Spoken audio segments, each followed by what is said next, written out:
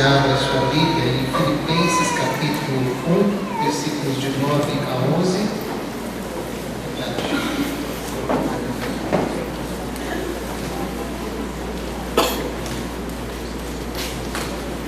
Filipenses capítulo 1, versículos de 9 a 11. Quando você abre, eu quero agradecer. Essa semana eu recebi muitas mensagens no Face e, para ser sincero, não deu para agradecer a todo mundo. Eu também não gosto daquele negócio de curtir, porque eu fico com muita raiva quando eu abro e encontro só aquele positivinho assim. Eu fico irritado com isso. Então, se eu não podia responder para todos, eu não responder para ninguém. Agradecer pelo amor, pelo carinho de cada membro da igreja que a gente tem recebido aqui. Filipenses capítulo 1, versículos de 9 a 11. Eu tenho assim feito deste texto uma oração e confesso que estou ansioso para compartilhar com a igreja, para repartir com a igreja este texto. Na verdade, desde o tempo que nós estávamos de jejum e oração, estava com ele engatilhado, mas não era oportuno, e hoje estou tendo a oportunidade. Todos acharam? Filipenses capítulo 1, versículos de 9 a 11. E aí eu peço que você continue com a sua Bíblia aberta. O texto nos diz assim: esta é a minha oração, que o amor de vocês aumente cada vez mais em conhecimento e em toda percepção, para discernirem o que é melhor, a fim de serem puros e irrepreensíveis até o dia de Cristo, cheios do fruto da justiça, fruto que vem por meio de Jesus Cristo, para a glória e louvor de Deus. Quero falar com você nessa noite a respeito do amor crescente e frutífero que engrandece a Deus. Em 1968, eu tinha 4 anos, foi gravada uma música que o Henrique conhece, e tem assim um jogo de palavras simples, mas muito interessante. Diz assim: a melhor oração é amar. Se não sabes amar, tu precisas orar. A melhor oração é amar. Foi gravado por Luiz de Carvalho. Eu ia mexer com a Valbela, mas ela não está aqui. Você deve ter o LP autografado, né? Eu cantei essa música em casa, né? E toda a parte feminina da minha casa não gostou. De forma que eu não vou cantar aqui, senão hoje eu vou dormir no sofá. Mas é realmente uma música meio desprovida de beleza, mas a letra é interessante. A melhor oração é amar. Se não sabes amar, tu precisas orar. A melhor oração é amar. Por quê? Porque quando eu amo, a partir do momento que eu amo, as coisas se tornam importantes para mim, então eu posso orar. Quando as coisas não têm lá muita importância, quando eu não amo, é difícil lembrar. Mas se eu amo, eu oro. Não é isso? Pode pensar. Pensa numa pessoa que você ama. Pensou? É muito provável que essa pessoa que você pensou te ame muito. São pessoas importantes uma para a outra. E aí fica mais fácil de orar por elas. O amor, escrito nesse texto aqui, que é uma oração, é o amor ágape, o amor perfeito, cuja fonte é o próprio Deus. E o grande alvo dessa oração é a Igreja de Jesus. Que a Igreja de Jesus aprenda a amar. E a amar de duas formas: amar a Deus sobre todas as coisas e amar ao nosso próximo como a nós mesmos. 1 João capítulo 4 diz que: como que eu posso dizer que eu amo a Deus, a quem eu não vejo, se eu não amo ao meu irmão, a quem eu posso ver, tocar e interagir? Deus é amor e nós precisamos recorrer ao próprio Deus para nos capacitar a amar acima de tudo e de todos, bem como ao nosso próximo, como a nós mesmos. Então, O amor, ele precisa ser crescente em relação a Deus e em relação ao próximo. Quem é meu próximo? O próximo é aquele que está perto de mim. Eu aprendi isso com a dona Benedita. A dona Benedita era uma vizinha lá de casa, lá de São Paulo, e ela me contou que quando o filho dela se separou da nora, a nora chorava muito, porque ela morava no fundo da sua casa. E ela pensou então que a dona Benedita iria colocá-la para fora. E a dona Benedita respondeu: não, você é meu próximo. Eu não posso em nenhum momento me desfazer de você. Eu amo você porque você é meu próximo. E a palavra de Deus me ensina assim. De forma que aquela mulher aquela nora ficou na casa da dona Benedita até quando foi necessário. Ela se casou novamente, reconstruiu a sua vida, mas sempre amada, sempre debaixo dos cuidados da sua sogra. Eu sei que o assunto parece meio repetitivo, mas quando se fala em amar, a gente quer amar do nosso jeito, do jeito que a gente sabe. Você talvez não consiga amar mais a Deus do que a sua família. Eu acho que é uma dificuldade para todos nós que somos pais, temos a nossa família. É uma dificuldade dizer isso, mas a palavra de Deus nos incentiva que nós precisamos amar a Deus acima de qualquer coisa, acima de tudo, até mesmo acima daquelas pessoas que têm muito significado para nós. Pastor Ezequias, da primeira igreja batista, da igreja batista de Ponta da Praia, ele disse o seguinte: que se você amar a sua família, a sua esposa, os seus filhos, os seus pais, o seu próximo, como Deus manda em sua palavra, certamente a qualidade do seu amor será muito melhor do que se fosse do seu jeito, da sua forma de amar. Então, amar como Deus mandou deve ser um grande alvo da minha vida, das nossas vidas, porque a palavra de Deus diz, e isso é muito claro. Deuteronômio 6,5 diz: ame ao Senhor seu Deus de todo o seu coração, de toda a sua alma, com todas as suas forças. Este é o padrão para as nossas vidas. Deus é a nossa prioridade. Jesus disse assim: a minha comida é fazer a vontade daquele que me enviou e concluir a sua obra. João capítulo 4, versículo 34. Então, você quer organizar o amor na sua casa, quer que os seus filhos tenham um exemplo de vida, quer que a igreja tenha um significado real na sua vida, comece amando a Deus acima de tudo.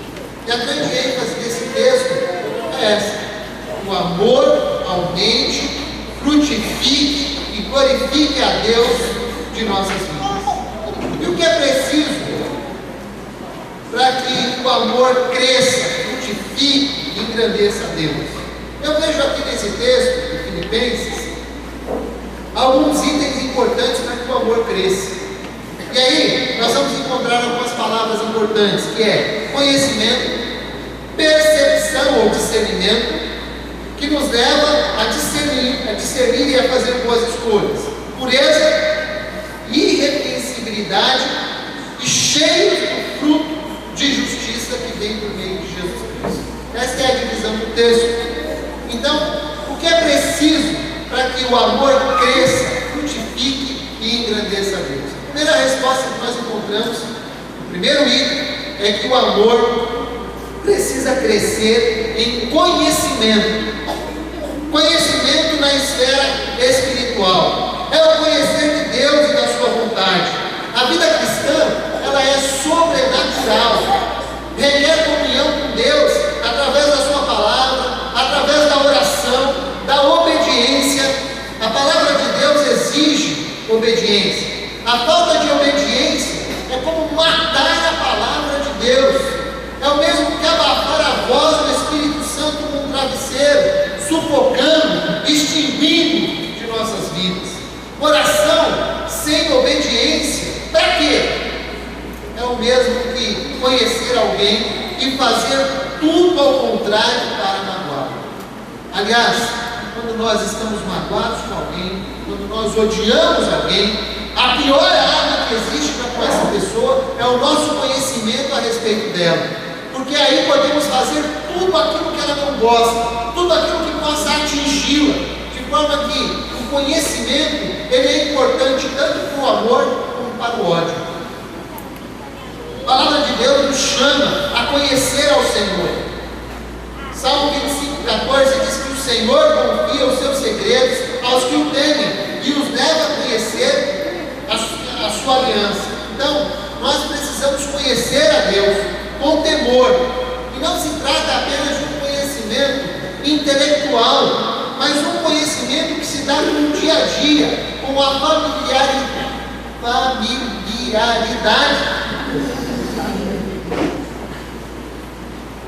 Sabe como eu entendi isso?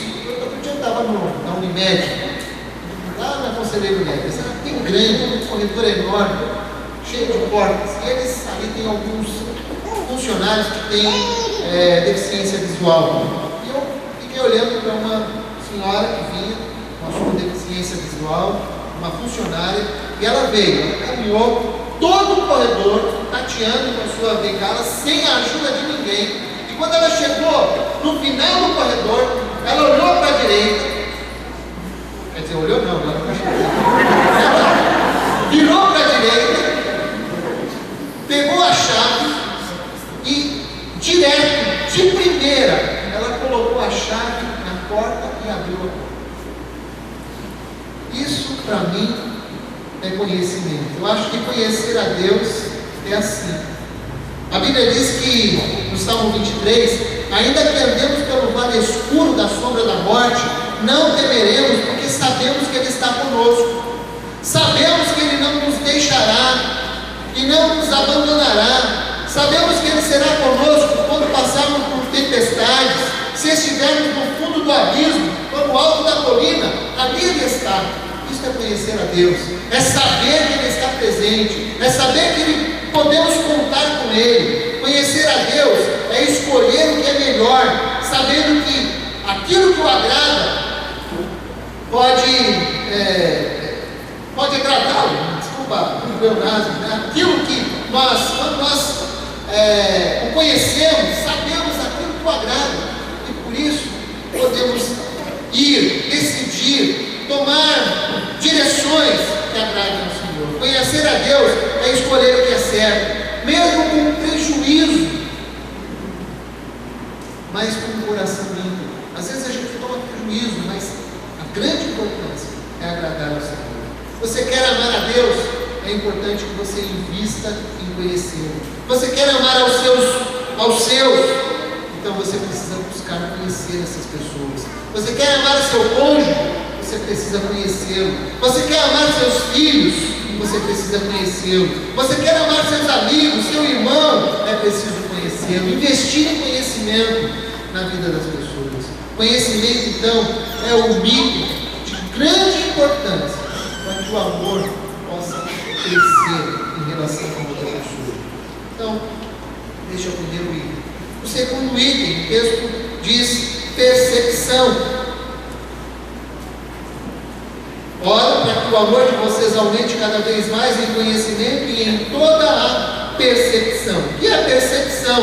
Percepção é o que chamamos de discernimento. Geralmente, nós afirmamos que as mulheres têm maior percepção das coisas. Nós chamamos isso de intuição feminina, não é? Como é que isso funciona no casamento? No casamento funciona assim: o cara tem que tomar uma decisão, aí ele pensa, e depois de chegar a uma conclusão, ele chega para a esposa e conta o que ele pensou e o que ele decidiu. Ou melhor, sem contar o que ele decidiu. E em 5 minutos, a esposa diz o que ele pensou. E mais, pior, é quando ela levanta algumas coisas que ele sequer pensou. Isso é intuição. Intuição ou percepção é o que nós chamamos. Nós precisamos de percepção. Percepção é a capacidade de ver o que é bom ou o que é ruim por trás das palavras, das atitudes, das situações. Então, vou contar uma experiência desagradável que eu tive aqui. Lembra-se do retiro dos adolescentes, há quase um mês atrás, é isso? Mais ou menos, um mês, pouquinho.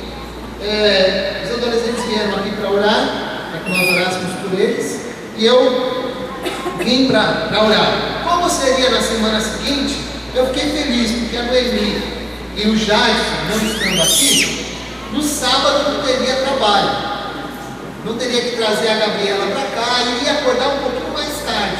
E aí, eu, aqui em tom de brincadeira, disse assim: que bom, no sábado que vem a Noemi não vai estar aqui, eu vou acordar mais tarde. E aí, depois que eu falei isso, na hora, eu falei alguma coisa que não devia. Lá atrás, eu queria Noemi, e falei: você me perdoa, e ela falou: pastor, você não percebeu uma coisa, não vai ser só sábado, porque as crianças não vão ter atividade. Nós temos atividades aqui, todos os sábados, com 40 crianças. Não vai ser só sábado, vai ser os próximos 3 sábados. Nós vamos deixar de ter contato com essas crianças, nós vamos perder com isso. E eu disse: puxa, eu não percebi, eu só estava pensando em acordar meia hora mais tarde.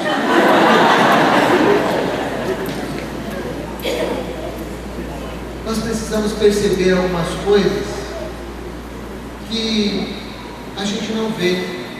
Efésios capítulo 6 diz que a nossa luta não é contra a carne e sangue, mas contra os poderes e autoridades, contra os dominadores deste mundo de trevas, contra as forças espirituais do mal nas regiões celestes. Portanto, percepção é importante. Nós precisamos perceber as coisas, discernir as coisas e entender. Muitas vezes precisamos deixar de falar as coisas, porque ferimos as pessoas, e isso requer percepção. Tem faltado percepção na sua vida, tem faltado essa intuição feminina, se assim podemos dizer, seja como for. Nós precisamos aprender a discernir as coisas, tomar cuidado com as nossas palavras, tomar cuidado com as nossas atitudes, porque isso ajuda no crescimento do amor. Uma nota importante, porque essas palavras aqui acabam se confundindo. O texto nos diz que a minha oração é que o amor de vocês aumente cada vez mais em conhecimento e em toda a percepção, para discernirem o que é melhor. Então, notem que nós temos aí 2 palavras próximas: conhecimento e percepção, visando guiar ou capacitar as pessoas para boas escolhas.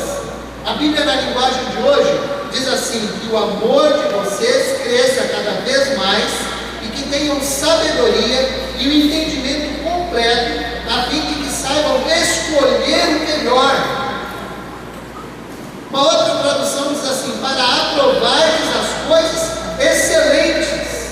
No grego, esta palavra, aprovar, tem o sentido de submeter a teste, de examinar, de provar, a fim de conferir se é ou não genuíno. Neste caso, eles utilizavam esta palavra em relação às moedas que eram passadas naquela época. Naquela época não existiam cédulas de papel. O dinheiro era em forma de moeda, que era em forma que era feita com metal de cobre ou prata ou ouro, depende do valor da moeda. E era muito comum algumas pessoas falsificarem o peso da moeda, ou então oferecerem metal impuro para a fabricação daquelas moedas. Então era assim: um homem honrado, um homem honesto, ele só colocava em circulação moedas que eram genuínas, puras, no metal e no peso. E este homem, quando honrado, ele era chamado então de homem aprovado. O texto está nos chamando a sermos pessoas aprovadas pelo Senhor. O texto também nos leva a ter a cautela para fazer boas escolhas.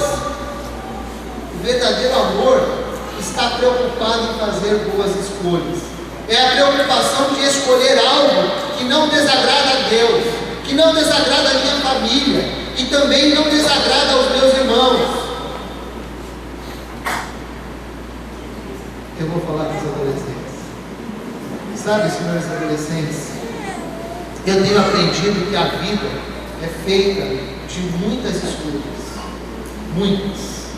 Portanto, façamos escolhas levando sempre em consideração o que Deus pensa, o que o agrada. Talvez a escolha que você fizer não seja a melhor na aprovação humana, mas é a melhor na aprovação de Deus, naquilo que agrada ao Senhor. Deus se agrada de coisas íntegras, de escolhas íntegras que fazemos. Estar no centro da vontade de Deus é a melhor decisão que podemos fazer. O que é que vai ser determinante para você quando você escolher a pessoa com quem você vai passar até o fim da sua vida? Levar em consideração a vontade de Deus. Saber se esta pessoa é alguém que se preocupa em andar com Deus. Levar em consideração se ela está ou não debaixo da luz de Deus, porque a palavra de Deus diz que as trevas não têm comunhão com a luz. Há um texto que diz assim: não andem em jugo desigual, porque não podemos agradar a dois senhores. Dá para entender isso? Precisamos fazer boas escolhas, levando sempre em consideração o que Deus pensa. O que é que vai ser determinante quando você escolher a sua área profissional? Levar em conta o que Deus pensa, levar em conta se está ou não dentro dos planos de Deus. E aí, Deus não está muito preocupado se você vai ser pedreiro ou engenheiro, se você vai ser médico ou auxiliar de enfermagem, se você vai ser advogado ou auxiliar de escritório, se você vai ser funcionário público ou privado, se você vai ser autônomo ou não. O que importa é se você vai ser honesto, íntegro no que faz, ou se vai usar a sua profissão de forma que agrade a Deus em todos os sentidos. Isso é o que importa. É isso que você tem que levar em consideração quando fizer escolhas. O que vai ser determinante quando você estiver escolhendo o seu ministério, a sua área de atuação? Levar em consideração se está dentro dos planos de Deus ou não. Portanto, seja qual for a sua escolha, vá ao encontro daquilo que está dentro da vontade de Deus. Terceiro lugar, terceiro item para o amor crescente é a pureza. Diz o texto: esta é a minha oração, que o amor de vocês aumente cada vez mais em conhecimento, em toda percepção, para discernirem o que é melhor, a fim de serem puros. Puros ou sinceros, em alguns outros textos. E o sentido desta palavra puro é provado pela luz do sol. Na verdade, quando o oleiro faz o vaso, algumas peças ficam com algum defeito. Alguns vasos saem rachados, outros com pequenos furos. E o oleiro desonesto naquela época, ele simplesmente passava uma cera para disfarçar. E a única forma de você descobrir se aquele vaso estava perfeito ou não era colocá-lo contra a luz. E a luz então mostrava, denunciava então ou a rachadura ou o furo, porque ele passava pela cera. Daí vem a expressão sincera, sem cera. Nós precisamos buscar uma vida pura, provada pela luz. Os mais antigos aqui vão lembrar do comercial do homem de fazer a prova da janela. Aí você colocava um lençol assim, fazia a prova da janela, branquinha. Então, precisamos ser provados pela luz. Quem riu foi só os velhinhos, né? Precisamos buscar uma vida purificada pela palavra de Deus. João 17:17 diz assim: santifica-os na verdade, a tua palavra é a verdade. João 15:3 diz assim: vocês já estão limpos pela palavra que lhes tenho falado. Então, nossas vidas precisam ser provadas pela luz. Jesus disse assim: eu sou a luz do mundo, quem me segue nunca andará em trevas, mas terá a luz da vida. Então você precisa andar na luz, ser provado pela luz, ser purificado pela presença de Jesus em sua vida. Ele é o espelho para a sua vida. Nossas falhas, nossas deformidades serão demonstradas em amor pela presença de Jesus em nossas vidas.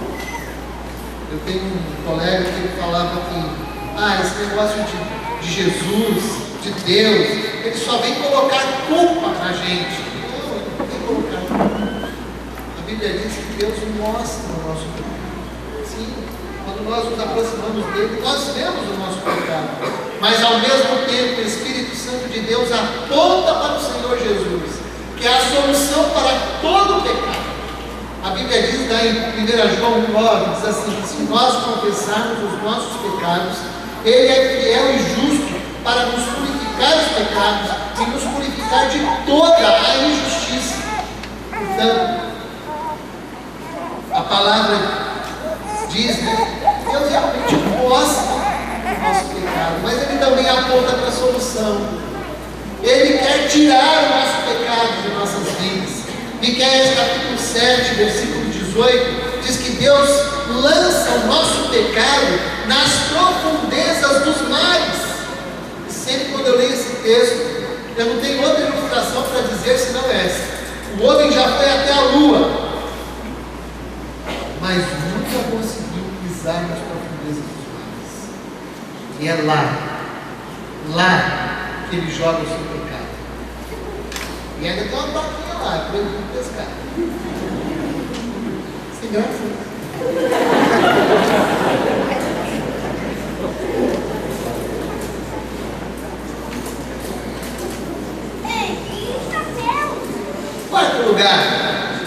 Quarto item para o amor crescente é a irrepreensibilidade. Irrepreensível. Outros textos você vai encontrar a palavra sem escândalo ou sem culpa. Ser irrepreensível é ter credibilidade, é não prejudicar, é fazer com que as outras pessoas tropecem por causa do seu mau exemplo. Eu sempre pensei nessa palavra como irrepreensível, assim como as pessoas olhassem para mim e falassem: puxa, aquele cara ali, ele é honesto, íntegro. Mas é mais que isso. Irrepreensível é você não levar as pessoas a tropeçarem, a se desviarem dos seus caminhos. É mais que isso, então. É mais do que as pessoas verem alguma coisa de útil em você. É você não deixar que as pessoas, você não ser uma causa de tropeço, de escândalo, como alguns textos dizem. É causa de tropeço mesmo. Que alguém possa cair olhando para o seu mau exemplo. É isso que é ser irrepreensível. 1 Coríntios 10:32 diz assim: não se torne motivo de tropeço, nem para os judeus, nem para os gregos, nem para a igreja de Deus. Irrepreensível não significa a ausência de erro. A gente erra, todos erramos. Mas ser irrepreensível é você perceber o seu erro, ou se tiver alguma coisa errada diante de você, você se desviar do erro.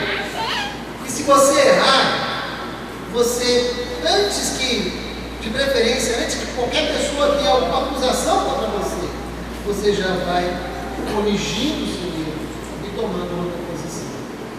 É interessante porque a palavra coloca este item como um fator importante para o nosso crescimento em amor. Precisamos de pureza e irrepreensibilidade, de sermos irrepreensíveis diante de Deus. E o texto diz: Até quando eu devo ser irrepreensível? Até o dia de Cristo. Ou seja, até quando Cristo voltar, até o dia que Ele voltar pelas nuvens, ou então nós nos encontrarmos com Ele. Neste caso, nós esperamos a volta do Senhor Jesus Cristo. A Bíblia diz: então se verá o Filho do Homem, vindo entre as nuvens com poder e muita glória. E a igreja de Cristo, o noivo, deve se esforçar para encontrar-se com o seu noivo, que é Jesus Cristo, sem mancha, sem ruga ou coisa semelhante, mas santa e inculpável. Eu me referi aqui a Mateus 24, 30 e Efésios 5, 27. Esta é a grande motivação e esperança. Queremos que o amor cresça, que a pureza e a irrepreensibilidade sejam verdadeiras até o dia de Cristo voltar. E por último, em quinto lugar, o amor crescente é fruto da justiça. Cheio do fruto da justiça. Fruto que vem por meio de Jesus Cristo. Fruto da justiça é produzido pela vida de Jesus atuando em nós. Uma torneira, ela não pode produzir água por si só. Ela só vai produzir água, ou vai trazer, na verdade ela é canal, né? Se ela estiver interligada a uma fonte de água. Só assim a água vai chegar até nós. Então não adianta você tentar dar frutos por si mesmo. É imprescindível que a sua vida esteja ligada a Cristo. Vida cristã, gente, é sobrenatural. Eu preciso de Jesus na minha vida. Jesus disse assim: eu sou a videira, vocês são os ramos. Se alguém permanecer em mim e eu nele, esse dará muito fruto, pois sem mim vocês não podem fazer coisa alguma. João capítulo 15, versículo 5. Então nós precisamos estar ligados ao Senhor. Nós não somos bonzinhos, gente. Não somos. Quando eu vejo essas notícias na televisão de homens que matam, que fazem mal, eu penso que eu seria capaz de fazer isso. Porque nós somos homens. Nós temos potencial para o mal. Mas quando Jesus vem na vida em nós, Ele nos capacita a fazer coisas boas. Ele muda a nossa vida. Transforma a nossa vida. E essa tem sido a minha oração nas últimas semanas. Eu confesso que tenho estado ansioso para falar deste texto na igreja. Eu estou repartindo com vocês aquilo que eu tenho aprendido do Senhor neste texto. Se você amar a Deus com todo o seu entendimento, com todas as suas forças, com toda a sinceridade do seu coração, eu não garanto uma vida de mil maravilhas. A Bíblia não promete isso. Mas eu estou certo que Deus o capacitará a amar, seja quem for, até o seu inimigo, os seus irmãos, o seu marido, a sua esposa, os seus filhos, uma outra pessoa que você não tem familiaridade, qualquer pessoa que Deus colocar no seu caminho, você será capacitado a amar. Porque o texto nos mostra isso. Esta é a minha oração. O amor de vocês aumente cada vez mais. E essa tem sido a minha oração. Dia a dia, eu tenho feito essa oração. Tenho estado tão ansioso para falar deste texto, que eu já falei para aqueles que eu faço discipulado, já falei na célula, já falei no casamento, no encontro de casais, falei, porque entendo que esse texto é importante para nós. Eu costumo dizer que é um texto nariz de cera. Nariz de cera, por quê? Porque Porque se você imaginar um monte de bonecos sem cera, você faz uma cera e coloca no tira, coloca no outro, tira, coloca no outro. Então serve para todo mundo, para todos. Então, por isso que eu já falei em grupo de casais, mencionei esse texto de casamento, de célula, de discipulado, porque a nariz de cera serve para todo mundo. Serve para você agora. Eu quero transformar essa oração de uma forma pessoal. Ela diz assim: que o meu amor aumente cada vez mais, progressiva e ininterruptamente, em conhecimento e em toda percepção, ao ponto que eu saiba discernir o que é certo ou errado, a fim de que eu seja puro e aprovado pela tua luz que reflete em minha vida, que eu seja irrepreensível, sem que ninguém tenha algo do que me acusar, ou que eu faça alguém tropeçar por causa do meu comportamento, que a minha vida seja cheia do fruto de justiça, fruto que vem do Senhor Jesus Cristo, que habita em mim, para a glória e louvor do teu santo nome. Amém. Paulo fez essa oração no interior de uma cadeia longa, mal iluminada, distante dos olhares das pessoas. Sabemos que ele orou assim porque ele escreveu. No entanto, quantas e quantas orações ficaram escondidas na história. Costumamos dizer que as muitas orações do ministério de intercessão, dos pais, maridos ou esposas, ficam longe dos nossos conhecimentos.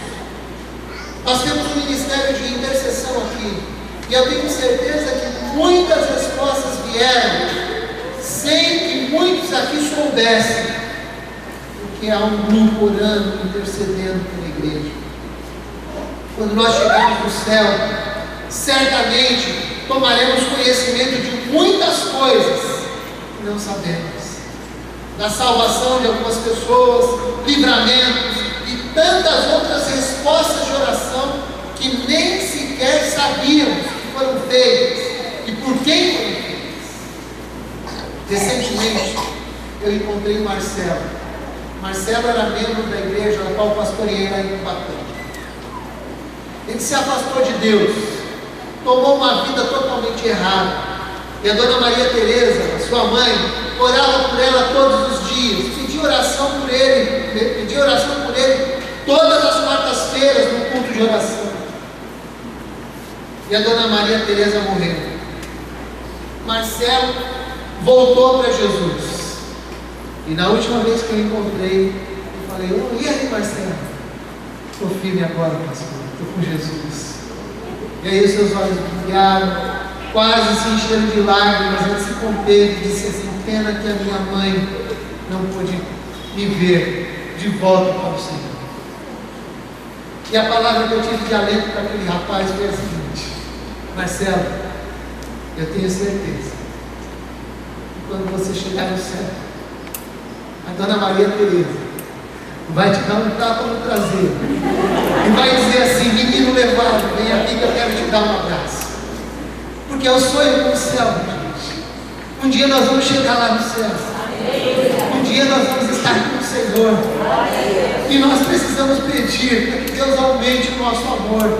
E eu tenho certeza que é muito possível que você seja a resposta de orações que você nunca viu, nem sabe de pessoas que oraram por você.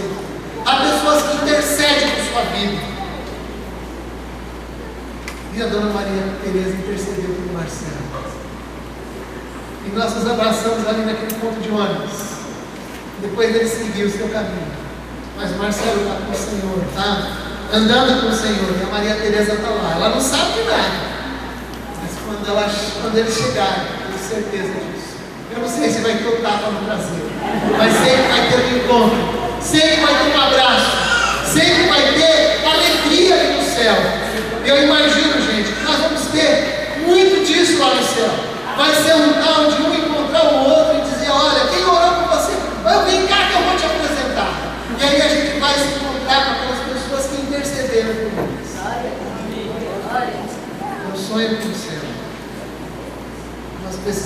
sonhar com o céu. Mas antes de sonhar com o céu, nós precisamos amar ao Senhor de todo o nosso coração.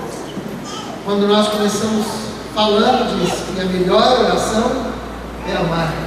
Se não sabes orar, se não sabes amar, precisas orar. Então nós precisamos amar o Senhor de todo o coração. Precisamos ter no nosso coração ardendo por algo. Nós temos falado muito sobre oração aqui. Temos falado sobre a importância de gastar tempo sério de oração. Mas tudo vai ser algo farisaico, tudo vai ser algo religioso, mecânico, se você não amar, se você não amar aquilo que você tem na sua mente para orar. Então, a minha oração nesta noite é que Deus aumente o nosso amor pelo Senhor, o nosso amor pelas pessoas que estão ao nosso redor. Você tem amado? Nós precisamos de gente que ore ao Senhor, que ame a obra de Deus, que seja intercessor comprometido.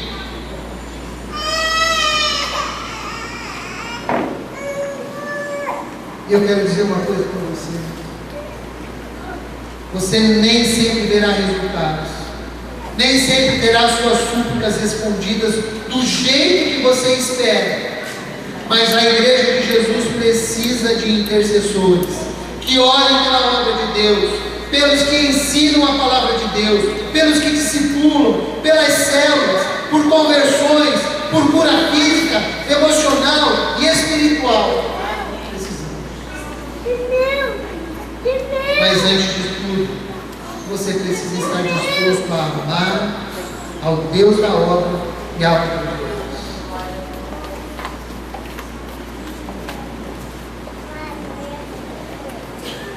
Eu quero fazer uma pergunta muito séria para você nessa noite.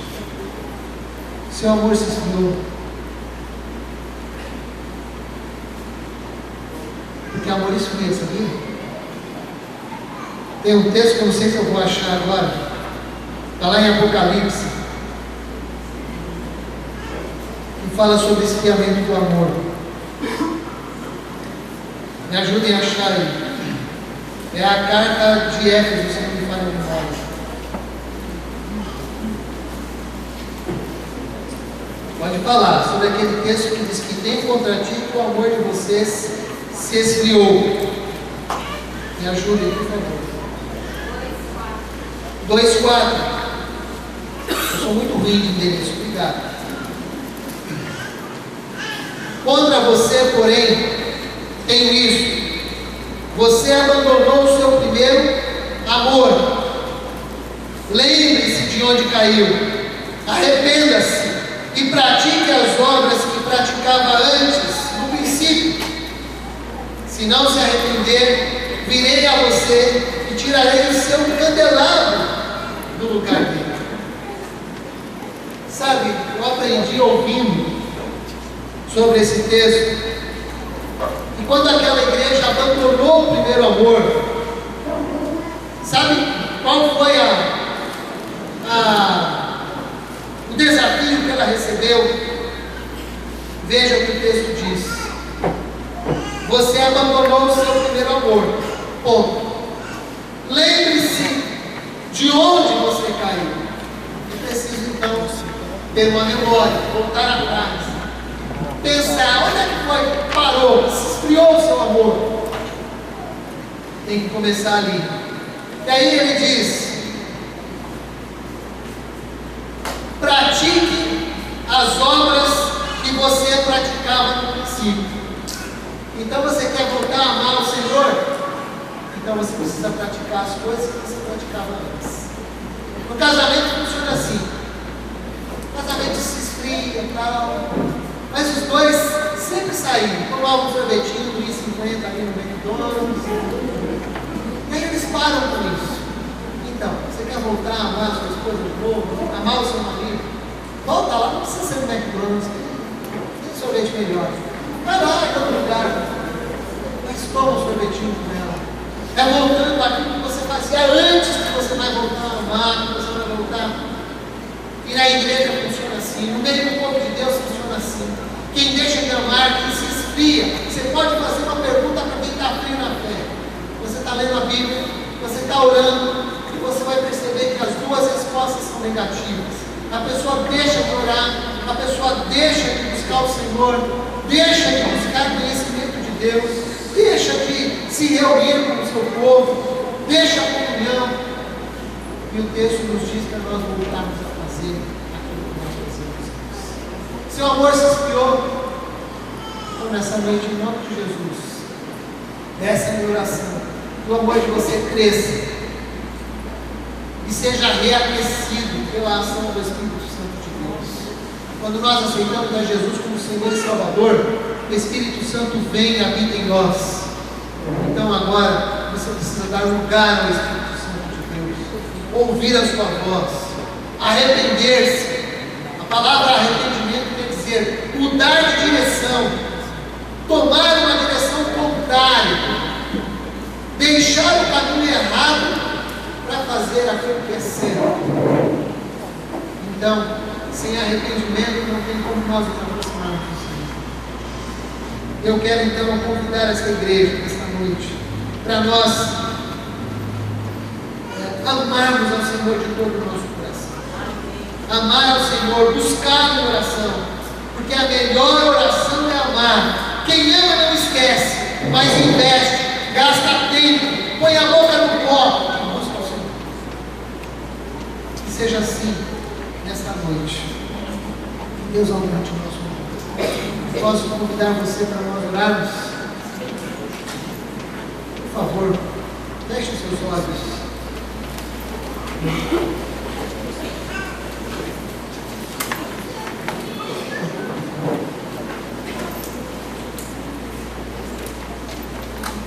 Deus querido, nós te agradecemos pela tua palavra. Mas abra o nosso coração. Por favor, Senhor, aumenta o nosso amor por ti, pela tua igreja, pelo teu povo, pela nossa família, Senhor. Mas acima de tudo, queremos te amar em primeiro lugar, pois sabemos que as demais coisas serão acrescentadas em nossas vidas. Ó Deus, eu quero te pedir por esta igreja, que ela seja conhecida pelo amor que ela tem pelo Senhor. Pai, faz isso em nosso meio, que sejamos discípulos de Jesus que se amam. Pai, ajuda-nos, por favor. Se alguém aqui está com o seu coração frio, nesta hora, Senhor, eu quero te pedir que a tua mão de poder toque nesta hora, de maneira tal, Senhor, que este coração seja reaquecido, seja transformado, Senhor. Ó Deus, que nós tivemos pessoas aqui que esfriaram o seu casamento, que esfriaram os seus relacionamentos com seus filhos, com seus pais. Em nome de Jesus, Senhor, quebra as barreiras, quebra, Senhor, e coloca nesta hora, Senhor, o desejo de amar, de perdoar em nome de Jesus. Por favor, Senhor, eu te peço isso, em nome de Jesus. Amém. A segunda parte da música diz assim: meu Senhor, eu já posso orar. Aprendi a amar e também perdoar. A melhor oração é que Deus aumente o seu amor em nome de Jesus.